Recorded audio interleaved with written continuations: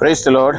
Good news, ಶುಭ ವಾರ್ತೆಗೆ ನಿಮ್ಮೆಲ್ಲರನ್ನು ಕೂಡ ಈ ಒಂದು ಮುಂಚಾನೆ ಸಮಯದಲ್ಲಿ ಸ್ವಾಗತಿಸುವವನಾಗಿದ್ದೇನೆ.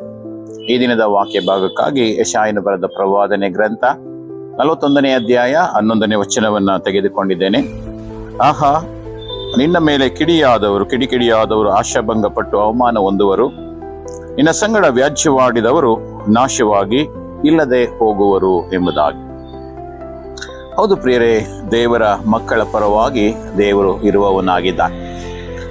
ದೇವರ ವಾಕ್ಯ ಹೇಳ್ತದೆ 1 ಯೋಹನ 4:4 ಲೋಕದಲ್ಲಿ ಇರುವವನಿಗಿಂತ ನಮ್ಮಲ್ಲಿರುವವನು ಹೆಚ್ಚಿನವನೆಂಬುದಾಗಿ. ಪ್ರಿಯರೇ, ನಾವು ಪ್ರತಿದಿನ ನಮ್ಮ ಜೀವಿತದಲ್ಲಿ ಹಾದು ಹೋಗುವಾಗ ಅನೇಕ ನಿಂದೆ ಅವಮಾನಗಳನ್ನ ನಾವು ಹಾದು ಹೋಗುವಂತವರಾಗಿದ್ದೇವೆ. ಆದ್ರೆ ಒಂದನ್ನು ನಾವು ಅರ್ಥ ಮಾಡಿಕೊಳ್ಳಬೇಕು, ದೇವರು ಅಬ್ರಹಾಮನಿಗೆ ವಾಗ್ದಾನ ಕೊಟ್ಟ ಹಾಗೆ ನಿನ್ನನ್ನು ಅರಸುವವರನ್ನ ನಾನು ಅರಸುವೆನು, ನಿನ್ನನ್ನು ಶಪಿಸುವವರನ್ನ ನಾನು ಶಪಿಸುವೆನೆಂಬುದಾಗಿ ದೇವರು ವಾಗ್ದಾನ ಮಾಡಿದ ಹಾಗೆ ನಿನ್ನ ಮೇಲೆ ಕಿಡಿಕಿಡಿಯಾದವರು ಆಶಾಭಂಗ ಪಡ್ತಾರೆ. ಯಾಕಂದ್ರೆ ನಮ್ಮಲ್ಲಿರುವ ಆತನು ಹೆಚ್ಚಿನವನಾಗಿದ್ದಾನೆ.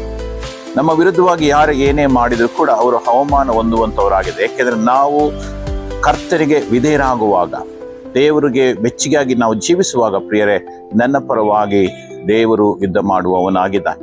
ನನ್ನ ಪರವಾಗಿ ದೇವರು ಕಾರ್ಯ ಮಾಡುವವನಾಗಿದ್ದಾನೆ. ಯೆಹೋಷಾಫಾಟವನ ಜೀವಿತವನ್ನ ಕೂಡ ನಾವು ನೋಡ್ತೇವೆ.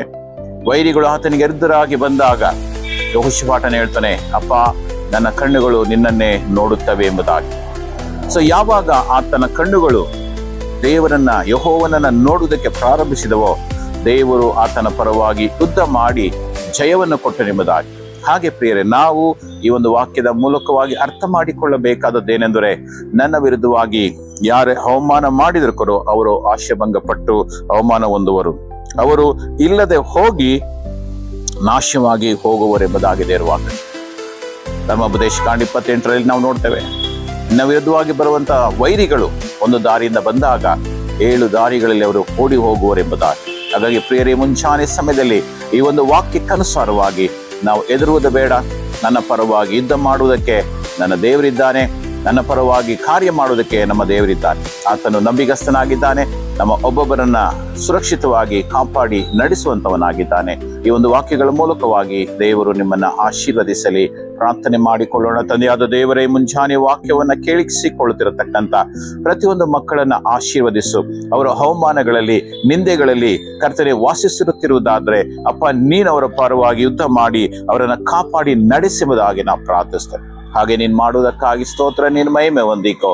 ಯೇಸು ನಾಮದಲ್ಲಿ ಪ್ರಾರ್ಥಿಸಿ ಬೇಡಿ ಹೊಂದಿದ್ದೇವೆ ನಮ್ಮ ತಂದೆಯಾದ ದೇವರೇ. Praise the Lord. God bless you.